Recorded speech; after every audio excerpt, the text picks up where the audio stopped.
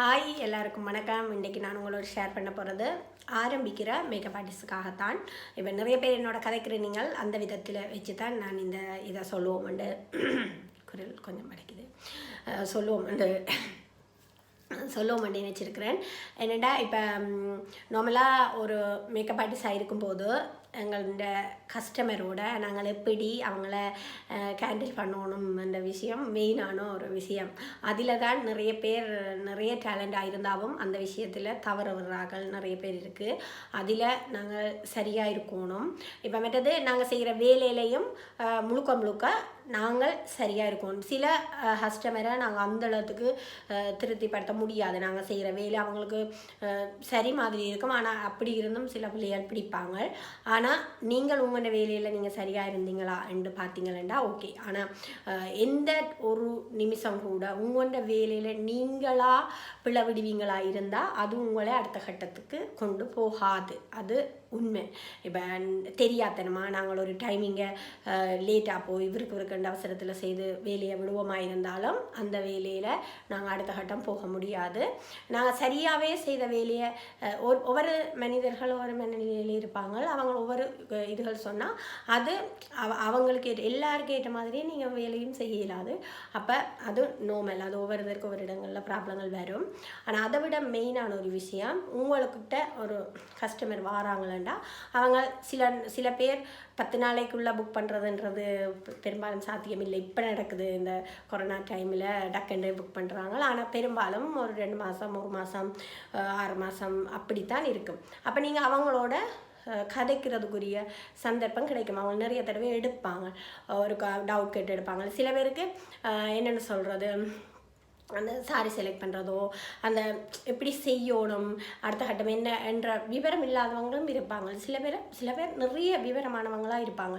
சில பேர் எப்படி இருப்பாங்கன்னா உங்களுக்கு நிறைய விஷயங்களை சொல்லிக்கொண்டே இருப்பாங்க. ஆனால் அவங்களை எல்லாம் நீங்கள் ஹேண்டில் பண்ணித்தான் ஆகணும். இல்லை நான் இப்படித்தான், எனக்கு ஒருக்கா தான் ஃபோன் பண்ணலாம், நீங்கள் எடுக்க முடியாத அடுத்த கட்டு இந்த டைம்லாம் கதைக்கலாம் என்ன மாதிரியெல்லாம் நீங்கள் இது பண்ணாமல் அவங்களுக்கு ஏற்ற மாதிரி நீங்கள் கதைச்சி தான் ஆகணும். வேண்டாம், நீங்கள் அவங்களுக்கு தான் வேலை செய்ய போகிறீங்க. அப்போ இப்போ உங்களுக்குள்ள ஒரு இது இருக்கும், ஸ்டிக்காக இப்படி இருந்தால் தான் இப்படி மேக்கப்பில் நாங்கள் ஒரு வேலையை செய்யலாம், இந்த இடத்த இப்படியான ஒரு ரூல்ஸோட தான் இருக்கணும் என்ன மாதிரி உங்களுக்குள்ள ஒவ்வொரு இது இருக்கும்.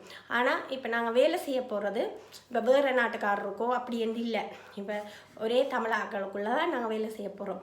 அப்போ அவங்களோட சில விஷயங்களில் நீங்கள் ஒன்றிச்சு போனால் தான் அவங்களுக்கு உங்களை பிடிக்கும். போனால் ஒரு கெத்தா எனக்கு அது வேணும், கொஞ்சம் எப்படி சொல்கிறது தெரியாமல் கிடக்குது. அது நிறைய நான் போகிற இடங்கள்ல சொல்லியிருக்கிறாங்க. அதை வச்சு தான் சொல்கிறேன். எனக்கு எப்படி சொல்கிறது தெரியலை.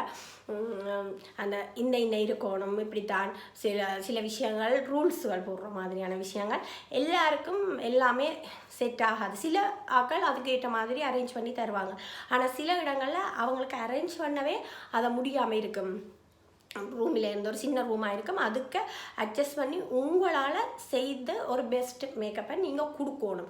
அதுக்காக அந்த இடம் நல்லமில்லை வடிவாக ஒதுக்கி விடுங்க, நல்ல வடிவாக இது இருக்கணும், மேசை இருக்கணும், லைட் செட்டிங்கள் இருக்கணும், வெள்ளை லைட் இருக்கணும்ன்றெல்லாம் நீங்கள் சொல்லி இது பண்ணி கொண்டு இருந்தீங்களேண்டா அது அவங்களுக்கு அந்த கஷ்டம் மாதிரி தான் இருக்கும். ஒரு அளவு சொல்லலாம், அது இப்படியே இருக்குத்தான் வேணும்னு சொல்லலாம். அப்போ அதுக்குரிய மாதிரி நாங்களே ஒரு லைட்டை கொண்டு போய் நாங்களே அதுக்குரிய மாதிரி எப்படி வச்சு செய்யலாம் என்ற ஐடியாஸை நாங்கள் வச்சுக்கொண்டு அவங்கள்ட்ட இடம் பற்றாக்குறைகள் கூட வெளிநாடுகளில் இருக்கும். அது உங்களுக்கே தெரியும். இப்போ கொஞ்சம் மேக்கப் போகிறவங்களுக்கு தெரியும். அப்போ அதுகளை ஒரு பண்பான முறையில் அவங்களோட நாங்கள் அணுக வேணும். அதை ஒரு டக்கண்ட் எடுத்து தெரிஞ்ச மாதிரி இல்லாமல் மெட்டீங்க போய் வெயிட் பண்ணுறீங்க.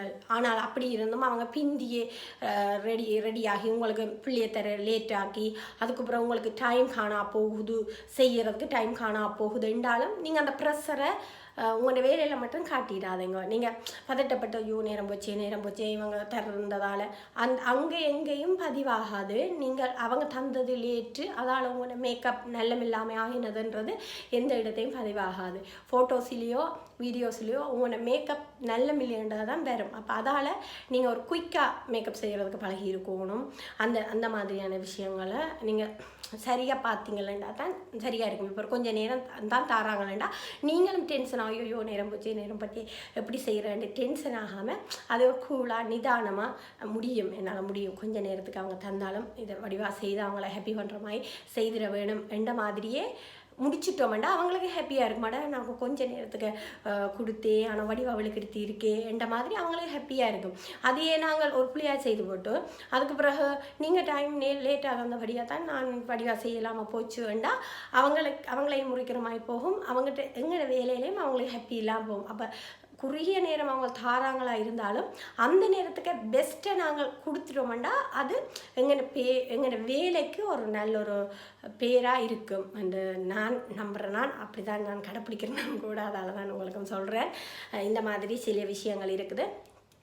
மற்றது சில இடங்களில் போனால் நல்ல மாதிரி கவனிப்பாங்க, சில இடத்த போனால் அவங்களே டென்ஷனாக நிற்பாங்க, உங்களை கவனிக்க இல்லாத ஒரு தன்மை இருக்கும். ஆனால் என்ன பொறுத்தவரை பெரும்பாலான இடத்த நல்ல மாதிரி ஜூஸ் அந்த எனக்கெல்லாம் டீ தருவாங்க, நானே ஆற வச்சு போட்டுருப்பேன். திருப்பி அது சுஜி குடிங்கன்னு சொல்லுவாங்க.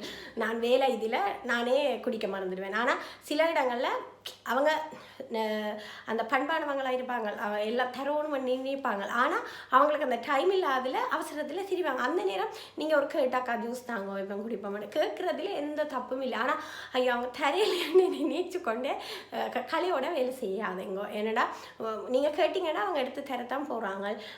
யாருமே எந்த இடத்துலையுமே நாங்கள் கேட்டு தராமல் விட மாட்டாங்க. ஆனால் அவங்கள்ட்ட மறதி அவங்களும் அவங்க டென்ஷனாக நிற்பாங்க. அந்த இதில் தான் உங்களை கவனிக்கிறதுக்கு மறந்துருக்கும். அப்போ அவங்க கவனிக்காமல் விட்டுட்டாங்களேன்னு இது பண்ணாதீங்க, கவலைப்படாதீங்க. மற்றது கவனிக்கவே வேணுமென்றும் எதிர்பார்க்காதீங்க. ஏன்னா அந்த இடத்த உங்களை கவனிக்கிறதுக்குரிய ஆக்களாக அவங்க இருக்க மாட்டாங்க. அவங்க கவனிச்சாங்களேண்டாவே அது பெரிய ஒரு விஷயமா நினைங்க. ஏன்னா அந்த இதுக்குள்ளேயும் அதை கொண்டு தாராங்க, இதை சாப்பிடுங்க அதை சாப்பிடுங்கன்னு சொல்கிறாங்களேண்டா அது ஒரு பெரிய விஷயம். அப்போ ஐயோ நாங்கள் வந்து நிற்கிறோமே எங்களுக்கு ஒன்றும் கவனிக்காமல் இருக்கிறாங்க அந்த நிமிஷம் தோணாது. ஏன்னா அவங்க டென்ஷன்லேயே இருப்பாங்க. அதுக்கு சில வீடுகளில் ஒரு 4-5 பேர் நிற்பினோம். அப்போ அதில் ஒரு ஆள் அந்த ஆக்களை கவனிக்கிறதுக்கு நிற்பா, ஒரு ஆள் கொஞ்சம் விளக்குறது அந்த இதுகளில் நிற்பா. அப்படியான இடங்களில் கொஞ்சம் கவனிப்பாங்க. ஆனால் சில இடத்துல எல்லா வேலையுமே ஒரு ஆளே தூக்கி போட்டு செய்து கொண்டு நிற்பாங்க. அவங்களுக்கு அந்த டென்ஷனாகவே இருப்பா. அப்போ நாங்கள் எங்களை கவனிக்கலைன்னு நாங்கள் இது பண்ணிடலாம். அப்போ அந்த நேரம் நாங்கள் எங்களுக்கு ஒரு கலையாக இருக்கா இதாக இருக்கான்னா நாங்கள் கேட்டாவே தருவேன். நான் எல்லாம் சில இடத்த அவங்கள்ட்ட இதை பார்த்து நானே எனக்கு ஜூஸ் எப்போ எனக்கு தண்ணி இதாக இருக்குன்ட்டு இப்போ கலையாக இருந்தால் நாங்களே அவங்கள்ட்ட கேட்டு வேண்டி அந்த மாதிரி குடித்த ஒரு வீடு மாதிரியே நான் பார்க்கணும். போகிற இடத்த அவங்கள எங்களுக்குரிய இதை செய்யணும், மரியாதையாக கொடுக்கணும், எதுவுமே இல்லை. உங்களுக்கு தேவைப்படுறதா கேட்டிங்கன்னா அன்பாக தருவாங்க, இல்லையாண்டா அவங்க உங்களை கவனிக்க தான் போகிறாங்க, டென்ஷன்லாம் கவனிக்க விடுவாங்க. அப்போ அதுகளை கவனித்து உங்களோட வீட்டில் ஒரு கொண்டாட்டம் எப்படி நடக்கும் அந்த மாதிரி போய் நல்லா ஹாப்பியாக நின்று அவங்கள சந்தோஷப்படுத்துகிற மாதிரி வேலையை செய்துட்டு வந்தீங்களேண்டாவே அது உங்களை அடுத்த கட்டத்துக்கு கொண்டு போகும். அந்த ஃபேமிலியிலே ஒரு சந்தோஷமான ஒரு கொண்டாட்டத்தில் நீங்கள் நின்று வடிவான ஒரு கொண்டாட்டத்தை செய்வீங்களா இருந்தால் அவங்களோட ஃபேமிலியிலேயே ஒவ்வொரு தரும் உங்களை பிடிப்பாங்க.